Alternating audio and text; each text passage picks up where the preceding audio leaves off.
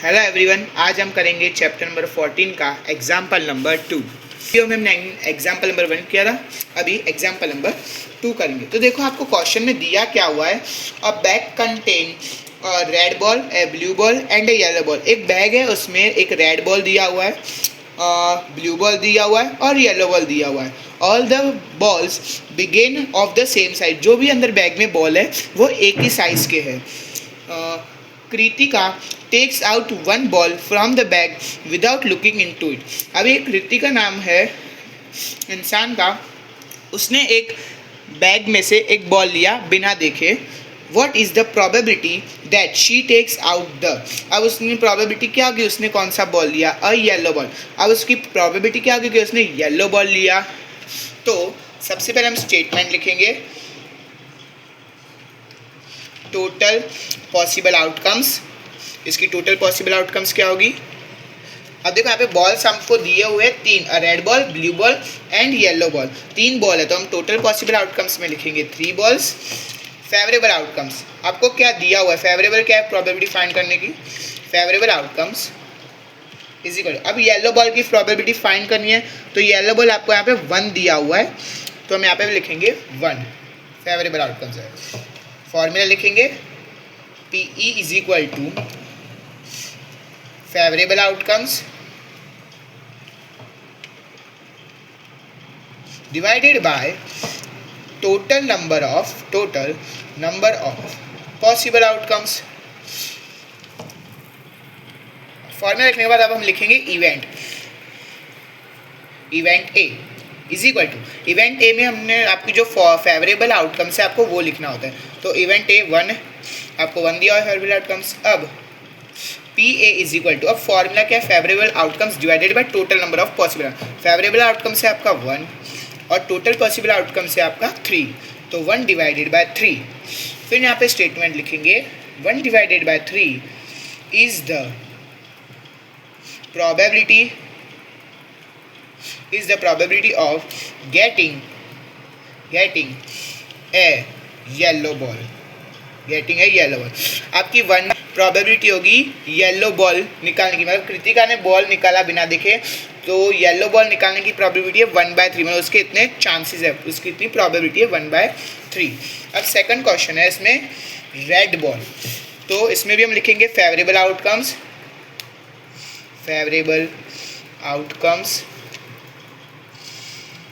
Outcomes is equal to 1 दिया हुआ है और total possible outcomes equals to 3 है। अब फॉर्मूला लिखेंगे हम, PE is equal to total number of, हम यहाँ पे लिखेंगे favourable outcomes divided by total number of possible outcomes. अब इवेंट बी लिखेंगे, हमने पहले क्वेश्चन सॉल्व किया उसमें इवेंट ए दिया, अब इसमें इवेंट बी। तो आपका फेवरेबल आउटकम्स है 1, तो यहाँ पे इवेंट बी लिखेंगे 1। अब P ब्रैकेट बी, आपका यहाँ पे दिया हुआ favourable outcomes divided by total number of outcomes. आपका फेवरेबल आउटकम्स जो दिया है वो यहाँ पे 1 है और टोटल पॉसिबल आउटकम्स है वो है 3। तो यहाँ पे स्टेटमेंट लिखेंगे, 1/3 is the probability of getting the red ball from the bag, मतलब 1/3 आपकी, इसकी भी 1/3 प्रोबेबिलिटी होगी बैग में से रेड बॉल निकालने की। अब अगला क्वेश्चन है, अब ब्लू बॉल की क्या होगी प्रोबेबिलिटी, तो ब्लू बॉल भी है हमारा 1, ब्लू बॉल इक्वल्स टू 1। यहाँ पे लिखेंगे favourable outcomes equals to 1, total possible outcomes equals to 3। Formula लिखेंगे फिर से, favourable outcomes divided by total number of total number of possible outcomes.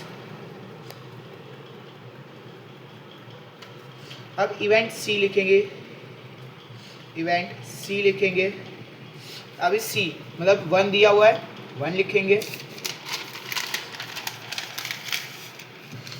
अब P bracket C favourable outcomes divided by total outcomes, तो favourable outcomes है हमारा 1 और divided by total मतलब 3, तो इसकी भी 1/3 होगी is the probability of getting the blue ball from the bag.